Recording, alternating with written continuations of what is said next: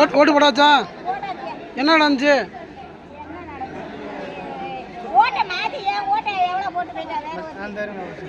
சரி, வேற அதிகாரி என்ன சொன்னாங்க? அதிகாரி என்ன சொன்னாங்க?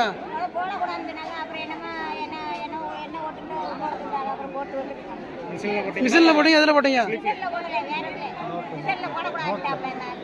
சரி, ஸ்லிப்பில் போட்டீங்களா? உங்கள் ஓட்டை யார் போட்டாமா? சரி,